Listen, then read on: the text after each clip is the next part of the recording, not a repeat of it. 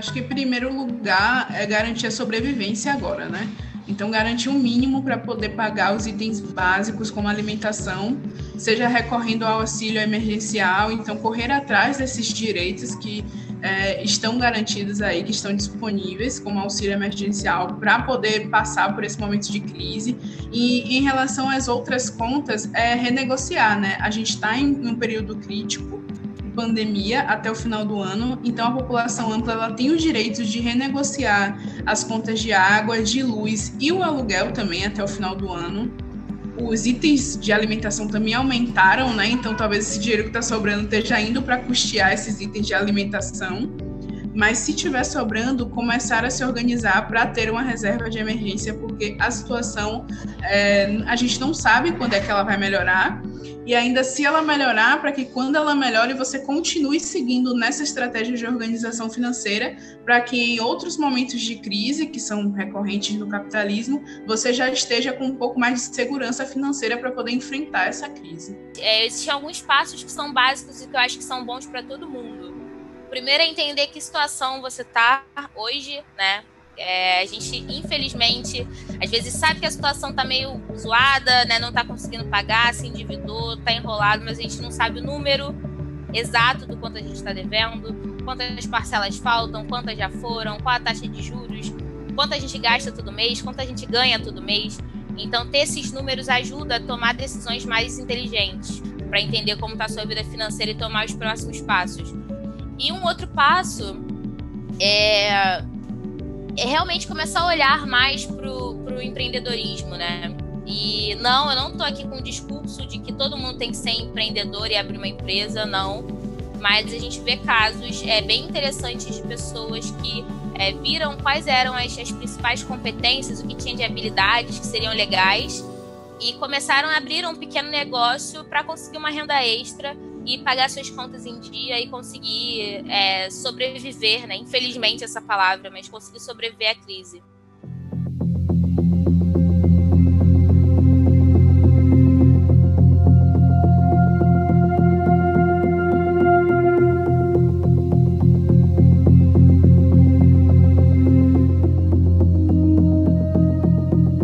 Acho que assim, são duas coisas, né? Uma delas é olhar para o seu orçamento mesmo. Então, independentemente de qual é a sua situação nesse momento, talvez tenha alguma coisa ali no seu dia a dia, para onde esteja indo o seu dinheiro, que talvez dê para suspender temporariamente, cortar por um tempo, sabe? Talvez uma composição de renda. Também eu não sou essa pessoa que gosta de incentivar o trabalho extra, não. Eu evito um pouquinho isso, até, né, principalmente porque eu trabalho com mulheres, e mulheres já têm triplas jornadas de trabalho, quádruplas jornadas de trabalho. Então, esse negócio de tudo buscar uma renda extra é uma furada. Eu acho que a gente precisa ganhar mais para o trabalho que a gente já exerce. Mas, enfim, fechando esse parênteses, talvez nesse momento, principalmente para as classes mais de baixa renda, essa busca por dar uma olhada ao redor e ver se tem alguma coisa que as pessoas ao seu redor estariam precisando, que elas pagariam por aquilo e que você pode entregar, pode ser uma forma de você recompor aí uma partezinha da sua renda.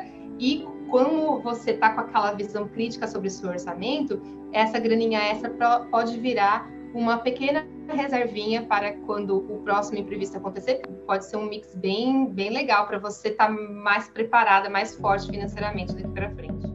Para quem está com uma realidade muito delicada, sem reserva, ou com as entradas prejudicadas de alguma forma, o primeiro passo é ter clareza na situação na qual essa família se encontra, essa pessoa se encontra, ou essa empresa que seja.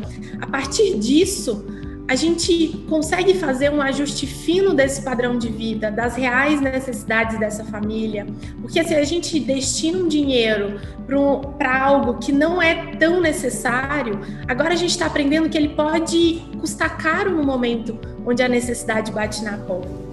Em paralelo a isso, vendo muito esse movimento dos bancos em prol de financiamentos imobiliários, eu alertaria para um cuidado para essas oportunidades que parecem estar surgindo nesse momento. Ela talvez até possa ser uma oportunidade, mas só para as famílias, para as pessoas que estão preparadas para poder aproveitar essa oportunidade. Senão o que parece a oportunidade do momento é imperdível, eu preciso, essa é a minha chance, pode se tornar um pesadelo imenso. A dica para lidar com a crise é entender que dinheiro não é o único recurso que as pessoas têm. Ele pode ser até muito importante, talvez o mais importante no nosso sistema, mas ele não é o único.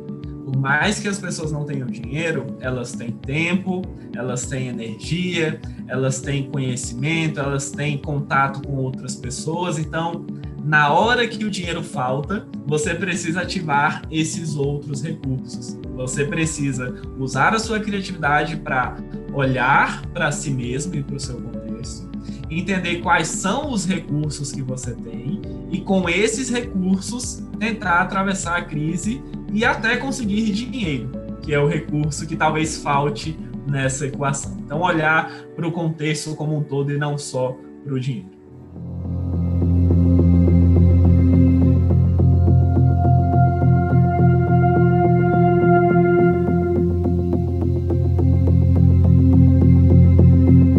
O consumidor tem sim que protestar junto aos bancos, junto aos juros e coisas do gênero.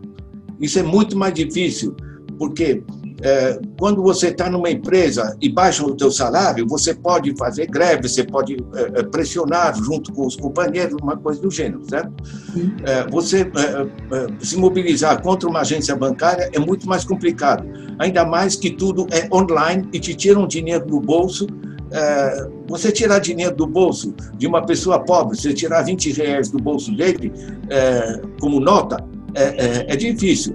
Você colocar para 18 milhões de donos dessa linha de cartão, você meter uma tarifa de R$12, você dá Enter, é R$12 que somem das contas de 18 milhões de pessoas, isso é extremamente simples, as pessoas não têm como se defender. Isso do lado do consumidor. Do lado oficial, eu sugiro o seguinte: uma medida evidente seria de que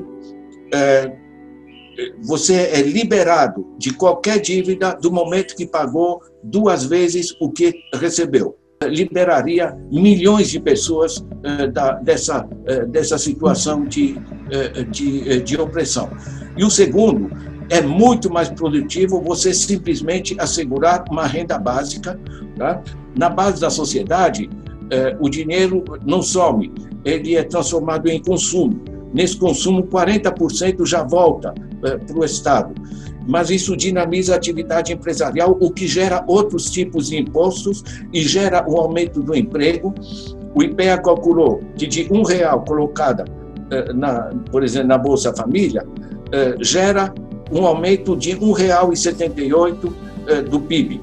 As empresas no Brasil, empresas produtivas, funcionando a menos de 70% da capacidade, o que você está fazendo? Você coloca dinheiro para dinamizar esse motor, isso aumenta a produção e, portanto, esse aumento de produção é a contrapartida do dinheiro que você emitiu.